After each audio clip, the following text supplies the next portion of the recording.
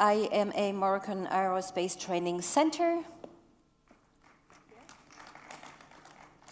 Mustafa Fakir, he's Dean and Full Professor, School of Aerospace and Automotive Engineering, UIR, International University of Rabat. Welcome. And Dave Davis, Vice President and General Manager, Morocco Spirit Aerosystems. Thank you very much for being here this morning. So a little bit of context before we open our discussion this morning.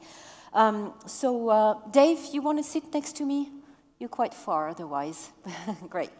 So if we wonder if human capital is a key factor for competitiveness in the aeronautic industry, well, let's consider the aeronautic industry as a highly complex, requiring a skilled workforce to design, engineer, manufacture, and maintain aircraft.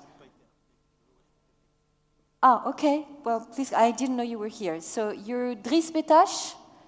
Is that it? Driss Betache, okay. Directeur des partenariats OFPPT. Thank you for welcoming him. Welcome. Innovation and research, complex manufacturing processes, maintenance and repair, supply chain management, regulatory compliance are obviously all factors highlighting the importance of human capital in this industry. So let's see with our panelists today how employee training and development contribute to overall organization performance and competitiveness and enhance the company's agility and responsiveness to market change. What does Morocco need to do to enhance its human capital in order to attract more opportunities? And finally, how to foster fruitful partnerships between the industry and the academic world. I want to start the discussion with Raphaël Sanson. So General Manager, IMA Moroccan Aerospace Training Center. So Raphaël, you are really at the heart of the aeronautical ecosystem in Morocco here. From your point of view, how do employee training and development contribute really to overall organizational performance and competitiveness? Hello, very pleased to be here today. Maybe to start, a little introduction about IMA. IMA is the Institut des Métiers de l'Aéronautique. IMA is the Moroccan Aerospace Training Center dedicated to train the operators, technicians, and middle managers for the aerospace industry. So we are dedicated not on engineering, with my colleague on my right. IMA is focusing on the facilities, on the factories. Another point really important to explain how IMA is working and making partnership with the industry.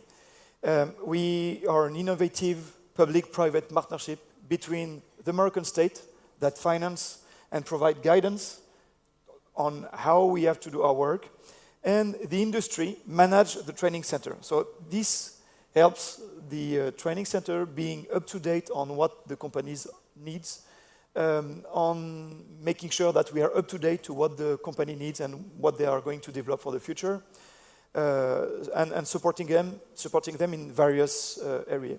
When you set up a facility, what do you need? You need a decision first, for sure, to build a facility. But second, and after the decision, you need financing, you need the land, you need to build, and then you need remaining resources. This is where IMA is starting with the companies for operators, technicians, and middle managers. So how do we do that? Okay, we support on this fourth point, human resources. So we support the companies, first of all, on the recruitment process.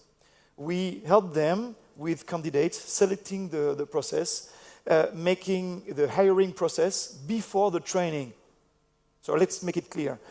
The companies, they promise a job to the people, the talented Moroccan young that are coming to IMA. They promise a job if they pass the exam at the end of the training. So this is why at the end of the training we have a percentage of 99% of insertion. So everybody that comes to IMA almost gets a job. So that's the first thing. So the first angular stone that make it happen is the hiring process and the support in the hiring process. The second point is that we provide specific, tailor-made, and on-demand training. So what does it mean? A company comes to IMA, says, I need 15 fitters, I need that kind of criteria, then we support on the hiring process, And then they explain and their demand in terms of content of the training. I need a machinist that doesn't do turning. I only do machining. So I only want machining in my training. This is what we provide. We give basics for everybody and every companies, but each company has its specificities. For example, Dave here, for Spirit, we have a dedicated program. It's not the same that the one that SAP Camargue. Okay? Because the basics, 80% are the same, but the 20%. So this is the tailor-made. And the third point is on demand. We are not starting in September and ending in June. We start when the company needs. So when the company comes to me and say, look, I need my people in September next year. I have an 8-month program training, 2 months hiring, I have to start at this time. And I put my program this way. Last point. Yeah, go ahead.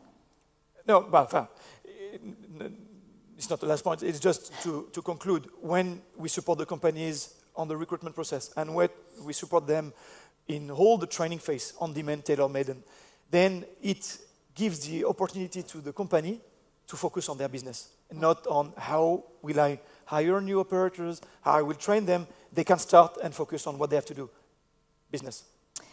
How precisely does the employee training and development enhance your agility and responsiveness to market changes? This is what I was just mentioning. With the fact of the tailor-made programs, with adapting to the demand of the companies as soon as they have a change in the way they are doing. For example, let's take a machining company. They are providing parts, primary parts to the sector.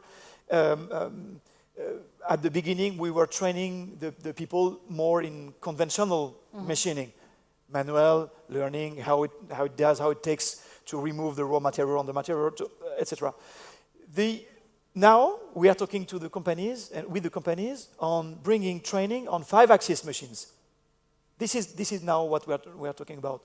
We were talking before about metrology on using standard vertical column, standard metrology tools. Now we are talking about like a Faro arm or like a CMM. So this is how IMA is supporting the companies and so adapting to the market demands. That comes directly from the companies. Maybe one more general question before we go on that roundtable. How does a skilled workforce contribute to innovation, emerging technologies, and problem solving today?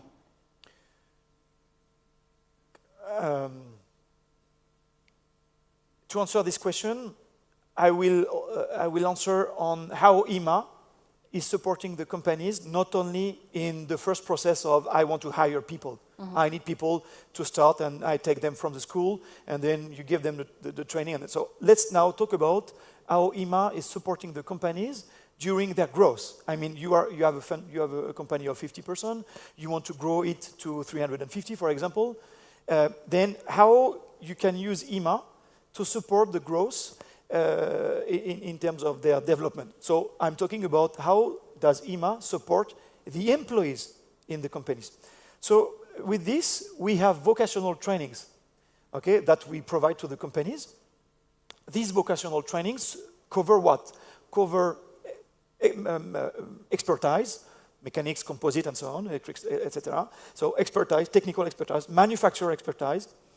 This is where IMA is supporting, first of all, the companies, but also, and not the less, on soft skills. The main thing is, in Morocco, for the moment, you've seen the figures, we are 23 plus people working out of 37 million, 38, 39 million, okay? So basically, in Morocco, sorry for saying that like this, but we don't know a lot about aeronautics. So one of the things that we are providing at IMA is all the soft skills about what is aeronautics. How does an airplane flies? How do we build an aircraft? What is important when we are building an aircraft? And for instance, human factor. And we are talking with the young people coming to IMA about what is camouflage. It's a big word that nobody wants to talk about. But this is the reality. Traceability, performance. So supporting the companies also in terms of soft skills, bring the young Moroccan coming to working in this ecosystem more agile, strongest in terms of the overall perspective of what is aeronautics. So I'm finished in a few minutes, in a few seconds. Few seconds, you mean? In a few seconds. But it's important also, when we say we support the companies, it's expertise, and I've been mentioning expertise, I've been talking about soft skills, but then a few programs that also the factories need to grow up. When you set up a facility, I said that's just before, but when you set up a facility on the shop floor, you need what? You need operators to do the job. You need method engineers to tell them how to do the job. You need quality inspector to make sure that the job that is done at the end is okay and confirmed. And at the end, you need team leaders for the performance. So this is what we bring to the people. Last point, promise. Short. Yes, short. It's important also to mention that IMA is not only a training center. IMA is also supporting the aerospace Moroccan cluster in terms of innovation. We will have machines and for example, at the end of the year, we will have a Grob machine, a 5-axis machine. This is the Ferrari for machining. We will have it at IMA. So the idea is also to support the companies and the new companies, the startup, in these fields. Thank you, Raphael. We'll get back to you a bit later. Dave Davies, Vice President and General Manager, Morocco for Spirit Aerosystem. It's a major aerospace company specializing in the manufacturing of aerostructures. You produce key components for commercial airplanes, defense platforms, and business regional jets. Tell us, Dave, how does Morocco's human capital measure up on a global scale? Thank you, and thanks for welcoming me here today. I've been in the aerospace industry about 36 years now. I've been in Morocco just over 12 months, and I've got to say that I've been very, very impressed with the level of talent that I've come across within our facility. I think it's worth pointing out that I'm the only non-Moroccan in our factory up in Casablanca. And yeah, I've just been, I think, globally, and I've dealt with the supply chain globally. I think that Morocco is as good or better than anywhere that I've seen, including the UK. So tell us, what does Morocco need to do, maybe, to enhance its human capital in order to attract more opportunities? Well, as we grow the ecosystem, and there are a lot of opportunities right now in the global supply chain for the aerospace industry, especially post-COVID. But as we grow this ecosystem, we're seeing more of a requirement for some of the scarcer skills, things like laser measuring metrology, non-destructive testing, especially on composites.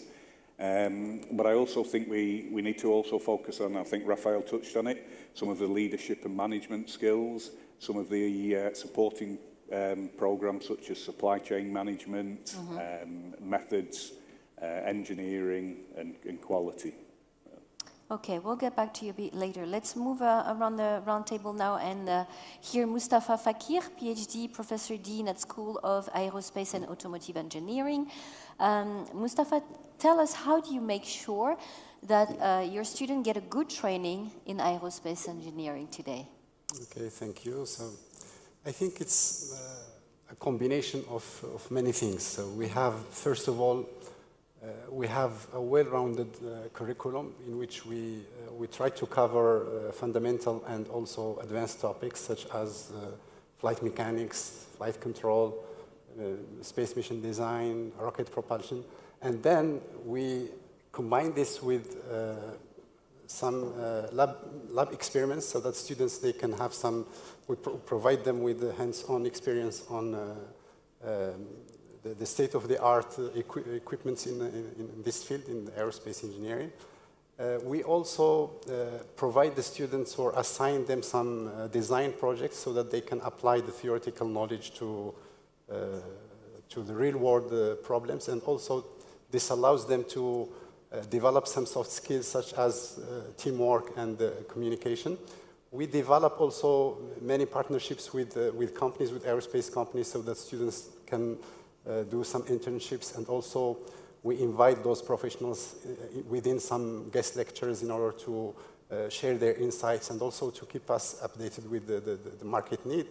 And I think it's important also to assign some faculty advisors to students to guide them throughout this their academic Path. journey, yes, Yeah. and also there are other services such as career counseling and so on. We do some regular assessments so that we give feedback to students, and also students, they evaluate courses so that they give us feedback and we make necessary adjustments. We instill in the students also the lifelong learning, so that, because we know that this field is rapidly evolving, so this is why we organize workshops, seminars, and also we encourage students to follow some online courses on some emerging technologies. And last but not least, as we try always to align our curriculum to international standards, we are seeking international accreditation. So this is why, so recently we have obtained a French accreditation, which is CTI, and also a European label, which is EURACE. And we are also working for ABET accreditation. I see, but tell us how to ensure that the program in aerospace engineering really meets the needs of the market requirements at the last technological advancements. Yeah, so actually the fact that we are seeking those accreditations, we have set up a committee for quality and accreditation. So this is why we try to conduct a regular review for our curriculum. So we, based on the feedback from all stakeholders, so we have our alumni, we have employers, we have students, so we try to tailor our program to meet the market needs. And what's important, we have also established what we call industry advisory board. So we have professionals within this board, so we meet with them, they give us feedback, so we try always to adjust our curriculum to meet the needs of the market. And we try to include some emerging technologies in our curriculum, such as, for example, electric propulsion or autonomous systems, or AI applied to aerospace applications, for example.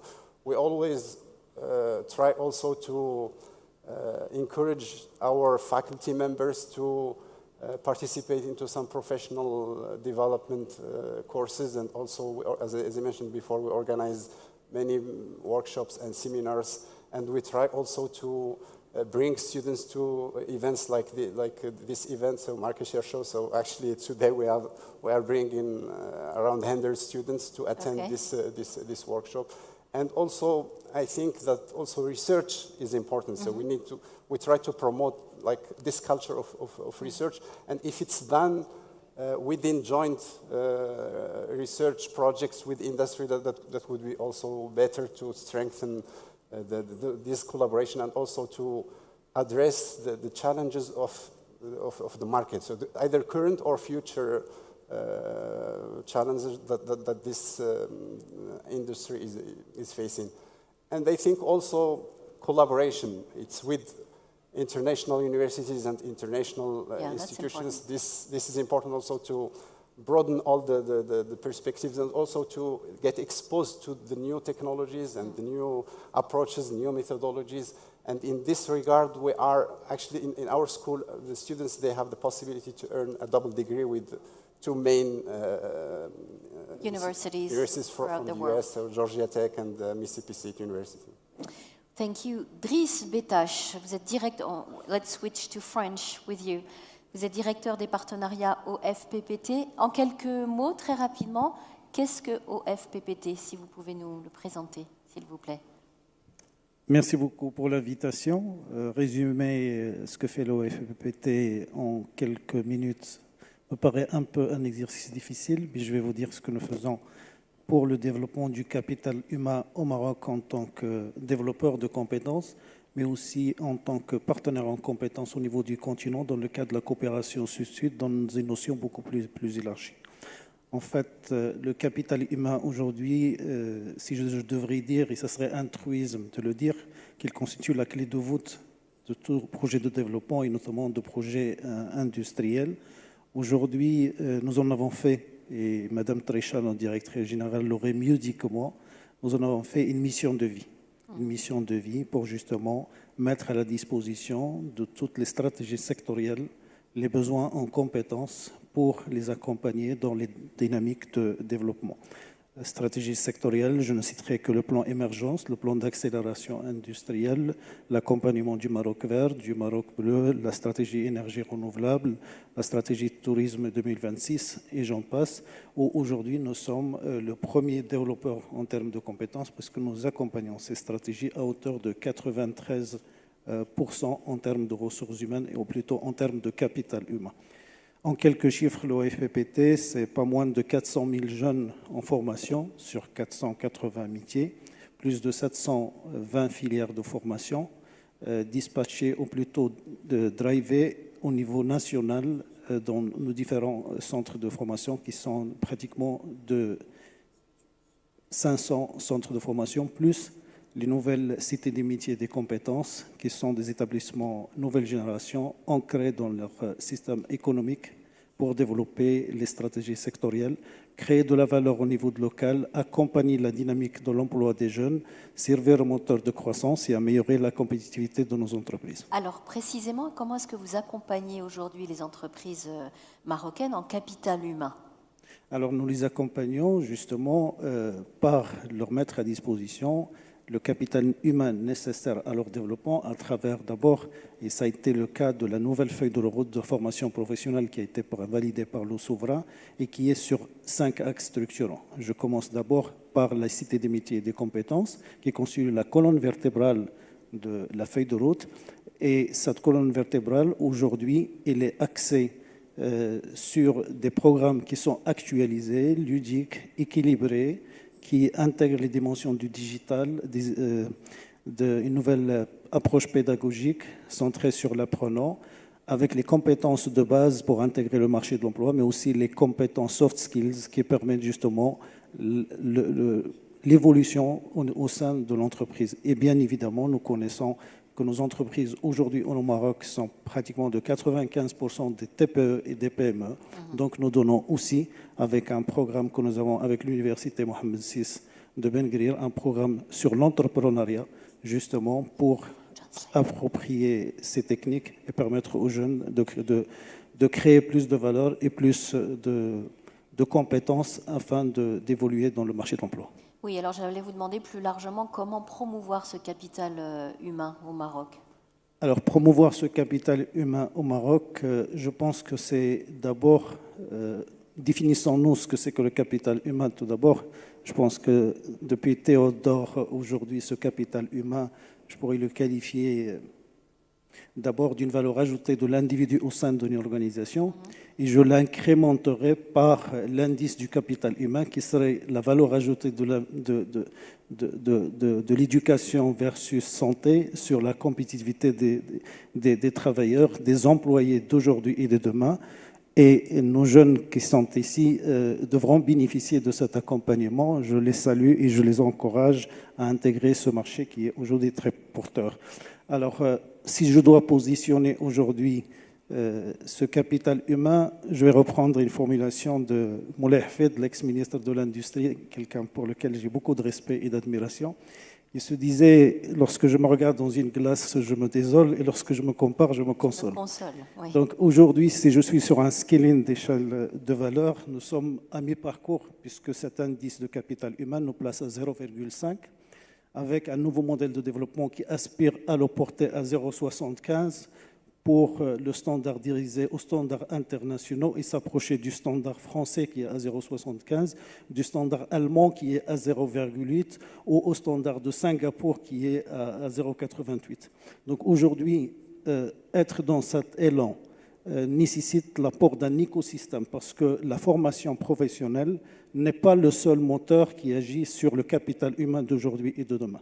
D'abord, il y a l'individu et je pense qu'il y a une réelle prise de conscience que les individus doivent se faire confiance. Donc un appel à vous, les jeunes qui viendront prendre la relève, faites confiance en vous-même. Les jeunes filles surtout, les jeunes filles, les jeunes femmes. Tout à fait. Ça, c'est la première chose. Deuxième chose, je dirais que c'est la responsabilité de nos ministères d'éducation nationale. Parce que autant je dirais qu'au niveau de la formation professionnelle, nous avons mis des gates en termes de référentiel emploi-compétences avec les entreprises et nous en avons fait une transposition didactique des apprentissages en curricula de formation.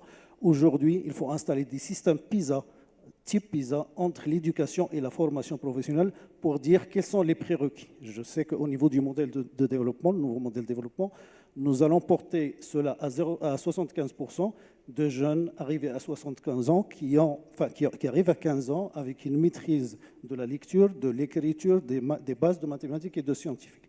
Donc aujourd'hui, la responsabilité éducation nationale est là, l'introduction du digital, de l'intelligence artificielle également, de la maîtrise des langues, parce que nous exportons aussi ce capital humain au niveau de l'étranger, doit être valorisé dans une logique de mobilité des talents. Autre chose aussi, c'est les entreprises. Alors, si vous voulez qu'on valorise le capital humain, soyons, s'il vous plaît, sur une définition d'abord des besoins en termes de compétences. Parce qu'aujourd'hui, nous n'avons pas une lisibilité, une visibilité claire des besoins prospectifs et proactifs en termes de compétences. Nous prêchons par défaut, souvent, parce que nous n'avons pas... La demande ne remonte pas forcément. La demande ne remonte pas et n'est pas explicite et ne projette pas dans la proactivité. Donc ça, c'est la première des choses. Deuxième chose, nous devons être dans une intégration de la chaîne de valeur.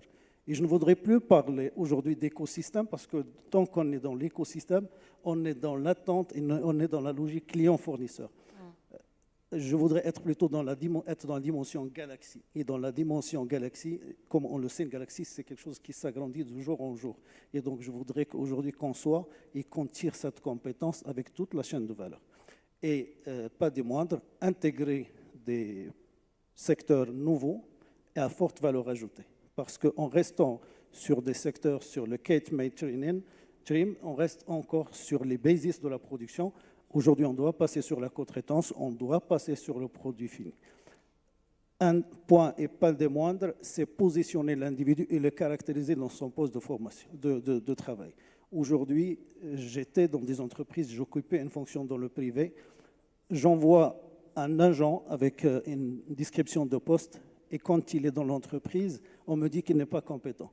Mais si vous prenez un agent de production pour le mettre dans la méthode et que vous n'avez pas caractérisé ce besoin, vous ne l'avez pas accompagné, vous n'avez pas un référentiel emploi, métier et compétences, vous n'avez pas de structure de ressources humaines ni de formation dans des entreprises, comment voulez-vous qu'on fasse de l'intégration et de la promotion de la compétence? Merci beaucoup. On va entendre à présent, let's switch back to English and we'll hear Sana Al-Daoumi.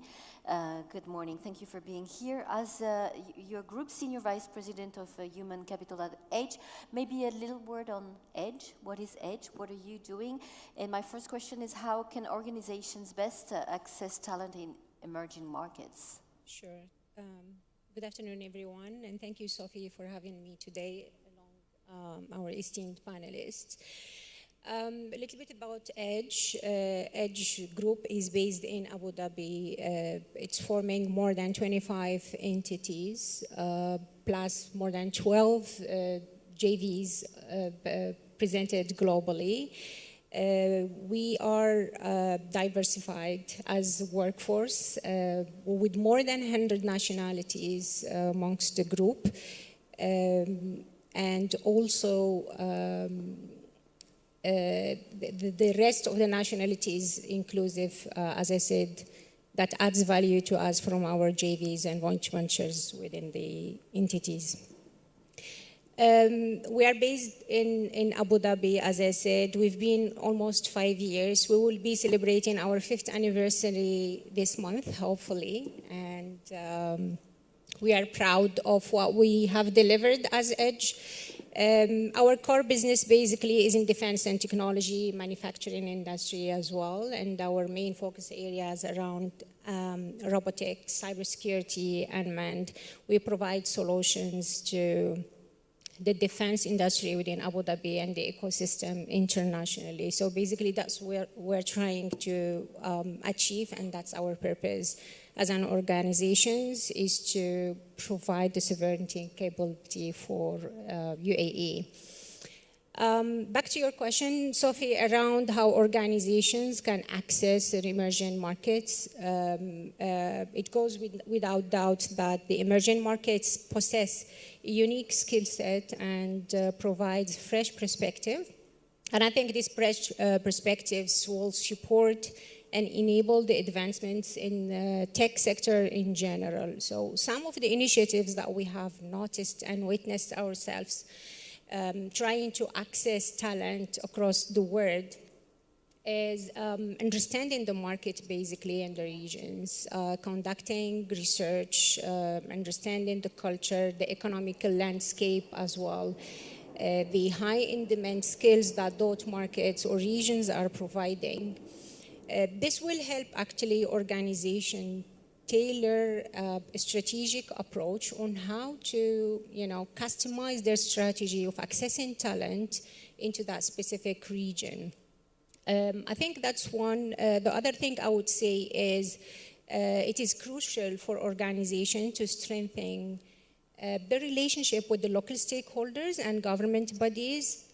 I think from my experience, they do help a lot, and it will form your long-term strategy in pipelining the right, demand and skills that you need. So it's not only about looking at the short-term initiatives to, as quick win to address your needs in talent, but smart organizations, they need to think about the long-term strategy and how they can pipeline those talents. So definitely through strong local stakeholders relationship with government bodies.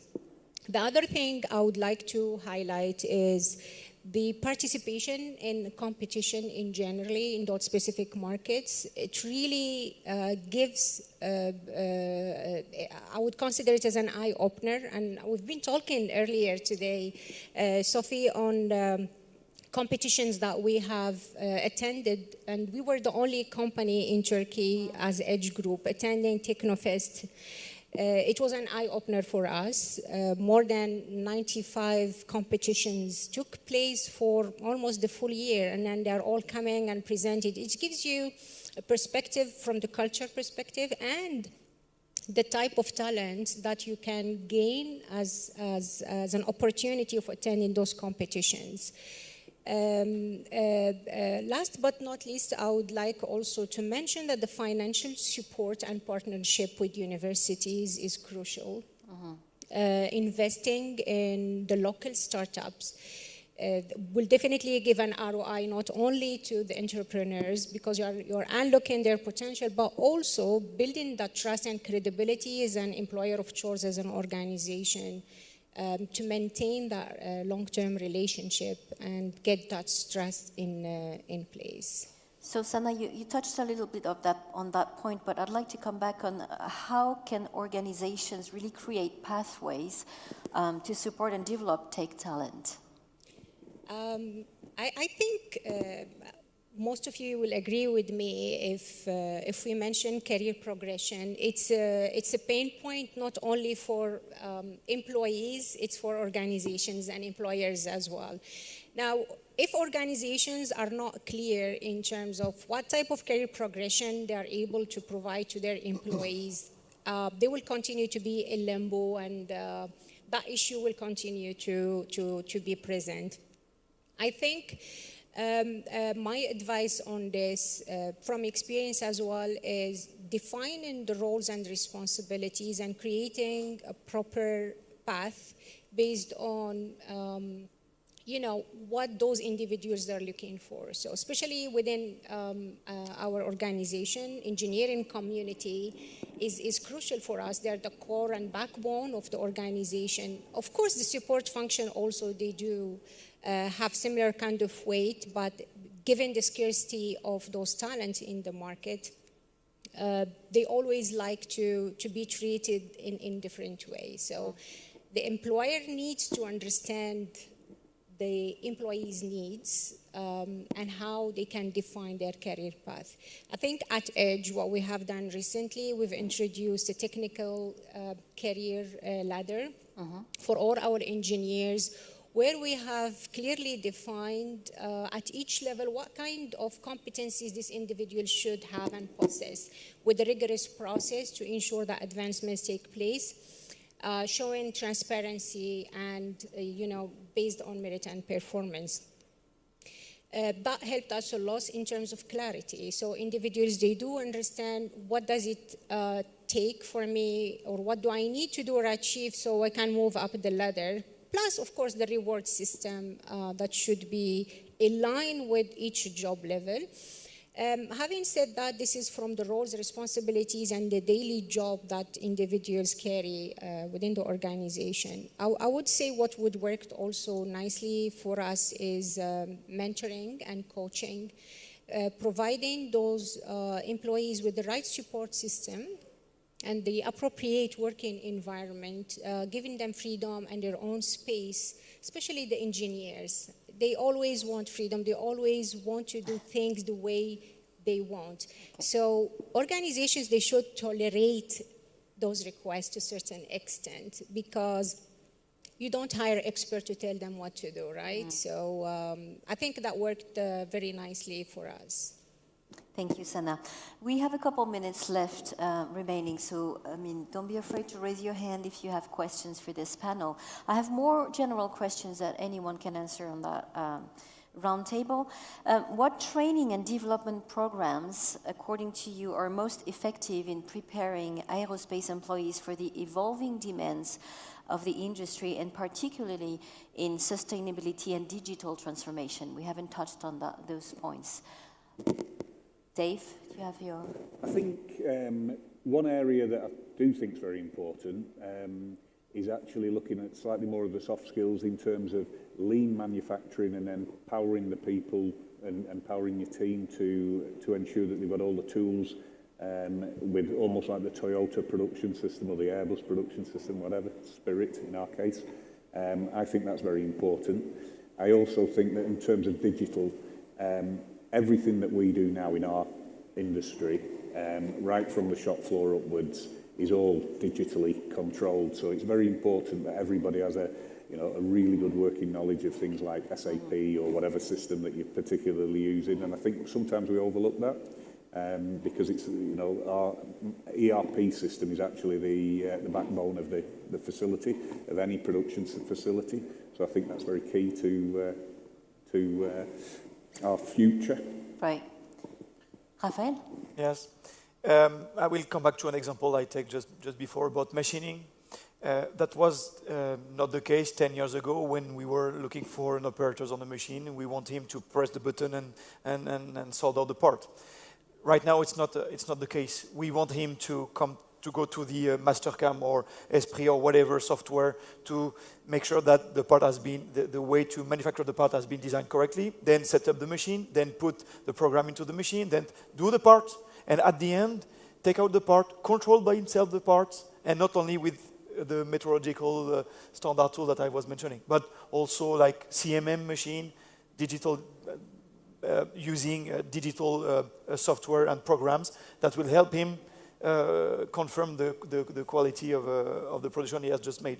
So this is also how we support and we train and we adapt the programs to the company needs, just like Dave just mentioned, how we support and give these trainings to these people to go then and be up to date when going to the companies. Mustafa and Dries on that question? Yeah, I think, as I said before, so we can always introduce some of those concepts in the basic courses. So, for example, we talk about for sustainable aviation. So, in many courses, we can always introduce those concepts so that the students, they are aware of what's coming ahead, and also through some workshops, some seminars as well. We can talk about also decarbonization. We have, regarding the digital concept, so we have actually a center for digitalization, and also this is an important aspect, and this is within let's say future challenges, and also we are open in if there is a clear need from the market, we are open to organize like some specific or some tailored executive masters, for example, to complete the training of our students. So we have had some examples in this regard with companies coming to us for a specific training, and we have the capability to organize this very quickly and efficiently. So if a clear need arises in this regard, we are ready to organize something together with the Moroccan companies. Driss, what is your position on that? L'aviation plus durable, les nouvelles technologies, tout ça, vous prenez en considération dans le capital humain marocain?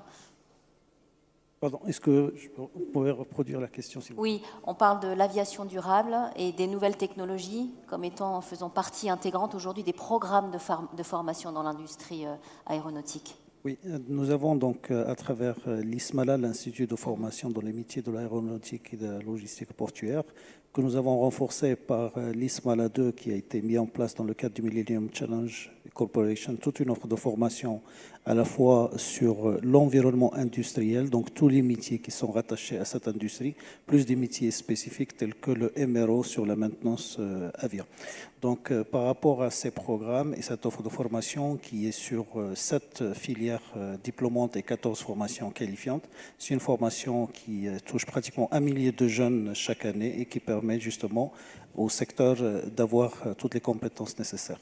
Nos programmes aujourd'hui, tout d'abord, si je regarde leurs composants de programme, ils sont définis par l'approche par compétences, c'est-à-dire qu'on peut, au gré des demandes, comme ça vient d'être dit par mon collègue, des demandes des professionnels, monter tout programme de formation en y incrémentant les domaines du digital, les domaines de l'intelligence artificielle.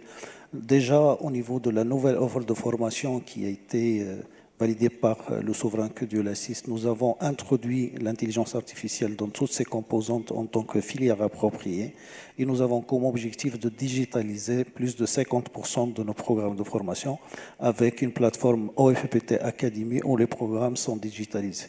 Bien évidemment, qui dit programme, dit formation et certification des formateurs d'institutions de renom et un déploiement avec tous les équipements nécessaires, que ce soit des équipements industriels ou de services, mais avec des technologies espacées statistiques pour contrôle qui donnent de la data pour la prise de décision. Sana, on that Et bien évidemment, des équipements de dernière génération qui sont à la pointe du progrès. Les commandes numériques 5 axes aujourd'hui, c'est devenu, je dirais, quelque chose de très banal à l'OFPPT parmi les technologies qui rapprochent l'offre à la demande. Sana, I guess this is an approach for you that is effective, new technology, sustainable aviation.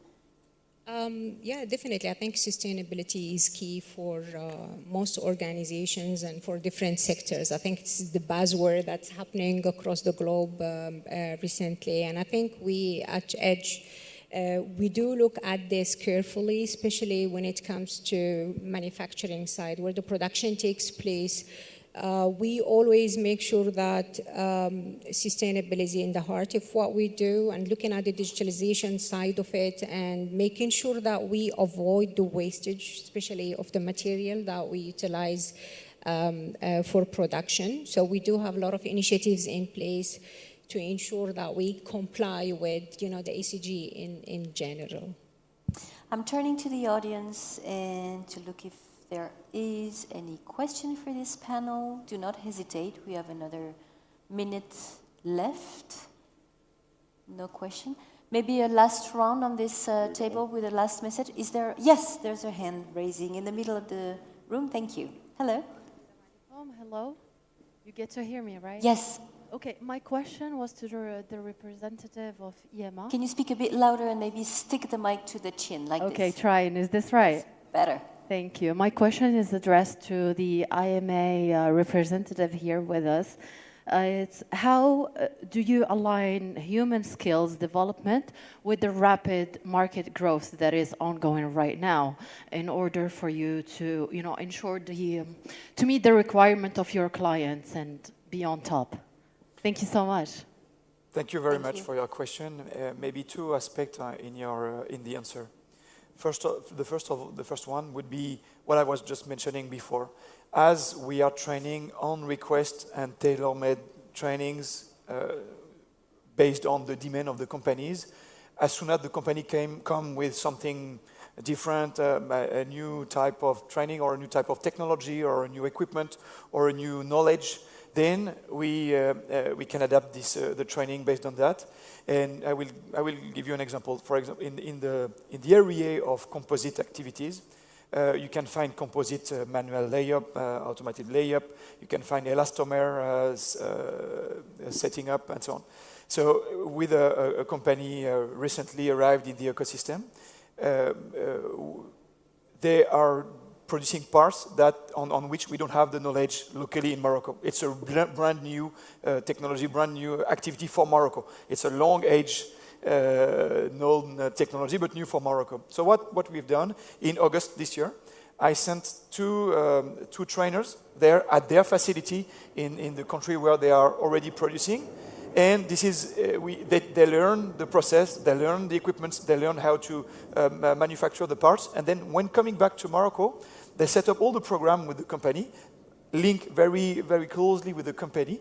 They made the training program, setting up the equipment.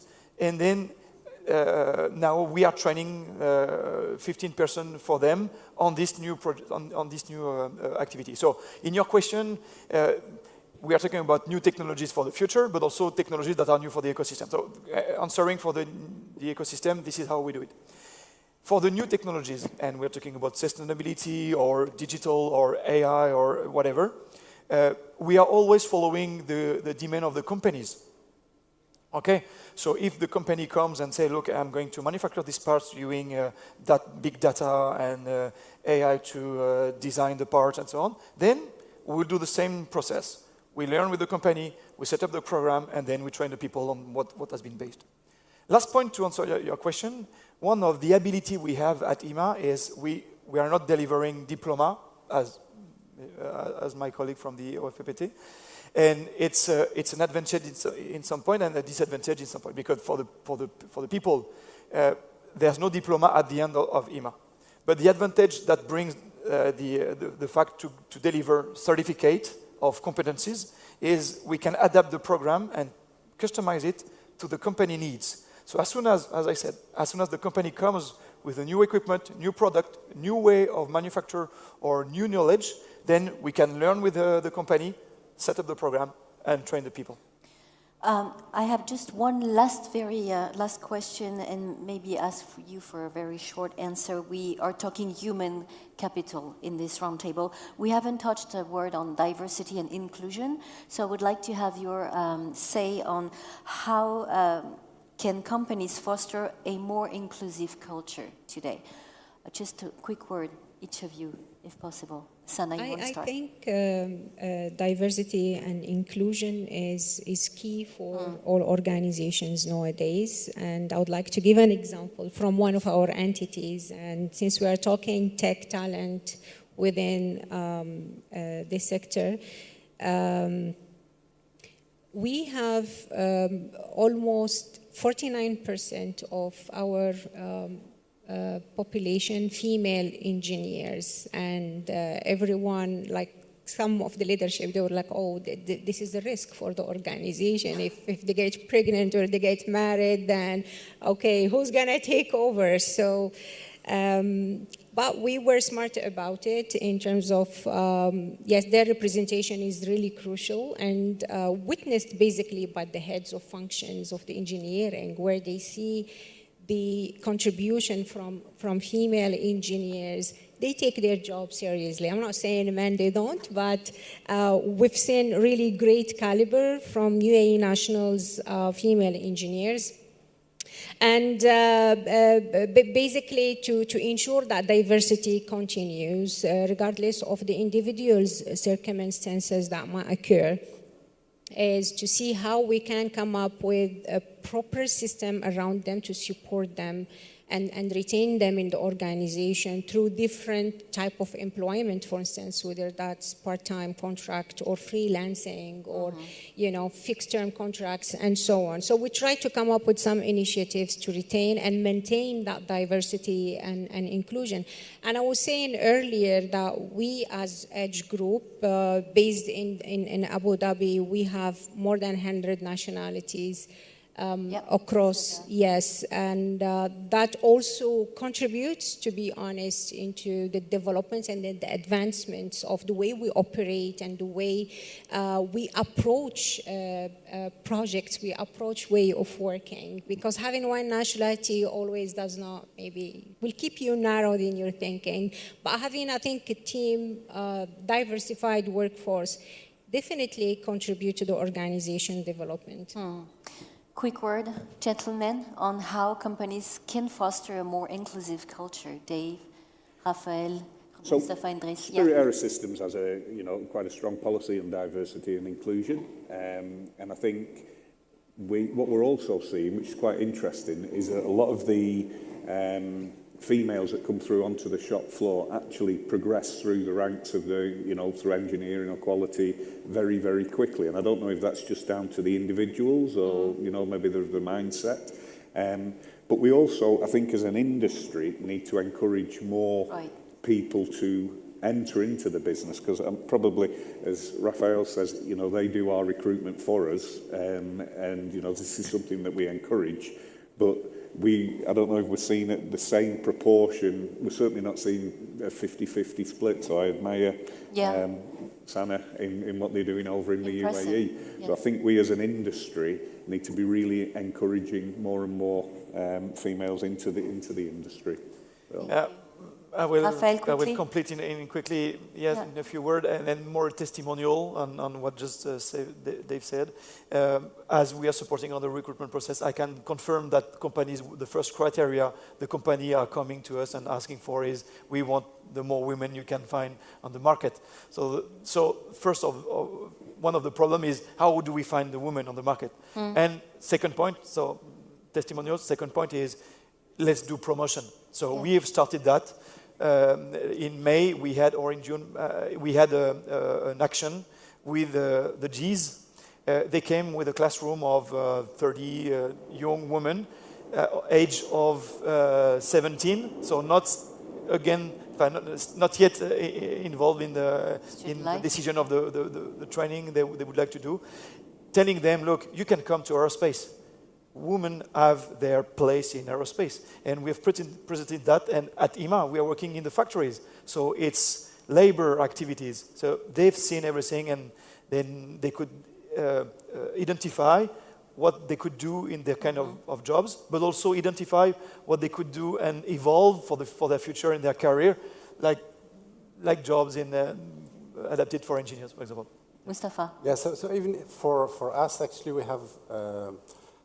We encourage students for exchange programs. So we have students, we have inbound and outbound, and so students, they get to know each other and they collaborate with other international students. And also in terms of females, so we have almost 50% of our students, they are 50 or 15? 50%.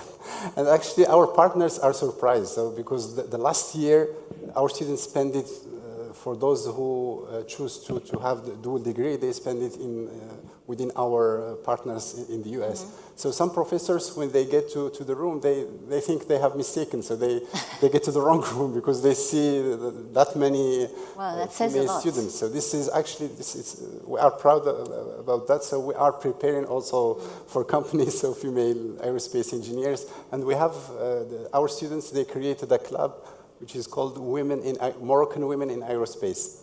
All right, nice. Dries, le mot de la fin sur l'inclusion et la diversité, très rapidement et on conclut.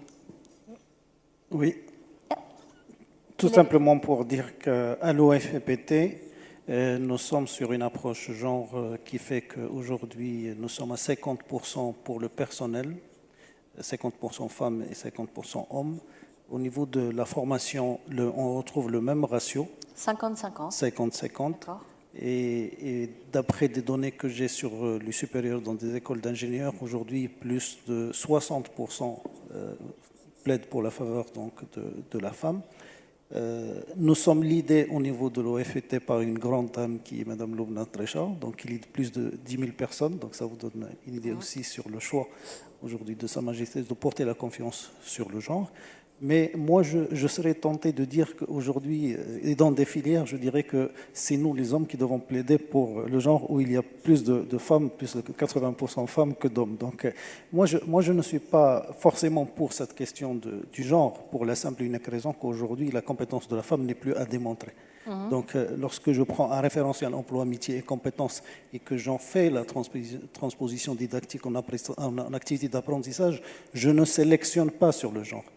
Il y a des choix sélectifs, naturels, si vous voulez, sur des domaines beaucoup plus du tertiaire, de la gestion, commerce, du management et moins sur l'industriel. C'est une évidence que nous constatons au niveau du dispositif. Mais je pense qu'aujourd'hui, la femme se promeut elle-même. Il a affirmé sa place au niveau de la société marocaine et du monde, je dirais, arabo-musulman de façon générale et dans le monde. Donc on n'a plus à parler de cette question de promotion du genre, je dirais tout simplement, mesdames, vous vous affirmez vous-même par les compétences que vous portez au quotidien et nous vous en remercions. And I'm dreaming of a world of a roundtable where I would not have to ask this question and where there would be as many women as men on a panel. Maybe next year. But thank you very much for these relevant speeches. We can applause. I think we're a bit late. If it's a short question, okay, we have a short question and a short answer. Il est allumé. It's on. Should be. No. Can we turn on the mic for this lady? Hi. Yeah. Hello, sorry, I know you're in the point of conclusion. Can I have a little bit of a... Very short. Okay, so it's been very interesting hearing you guys exchange. It's been a fruitful exchange about human capital because indeed, as a Moroccan, young Moroccan working woman, I can say you that human capital is real key factor for competitiveness. So I would like, first of all, to highlight really quickly the valuable role of OVPT, first operator, Moroccan operator for promotion, work and labor training. I'm myself a trainer there, and I can assure you there is in progress. We have real technologies, we have hangars, we have real things changing to the future. I would like to come, I've been following you, Madame Salma. It's been really interesting hearing you, and you said interesting points about giving the freedom of workspace for engineers, and it's people and the engineers in general need some creativity, some flexible workplace. But when I come back on the question of women, as a woman, how can we assure women to be good in workplaces, to affront the difficulties related to the stereotype of gender? How can we, and especially in Gulf, in the Arab area and Africa and... So Sana will answer shortly and we will... Sorry, thank you for your question. Sure. Thank you for your question. I think definitely to start with, I would say preparing the people managers or the heads of the function working with women directly on preparing them on how to deal with situations with women in general, and make sure that they provide them with the right ecosystem, the right working environment to support their needs and listen to them. What we have done also as an example, we have launched a council that we call it Women Council for one of our biggest clusters on missiles and weapons. And the ladies over there that they're chairing and managing this council, I think what they have done is remarkable in terms of not only proving themselves, but going out to the manufacturing, to other engineers, non-female, and trying to support them and understand. So they created actually a very positive culture to showcase that, yes, we are women, but also we have a say and we can collaborate and we can add value to the working place as well. Well, thank you very much for this conclusion. I would like a big round of applause for our panelists this morning. Thank you very much. It was an honor to moderate this table. Thank you for attending this panel, and we'll see you back a bit later today. Thank you very much. I think you need to stay here for a picture.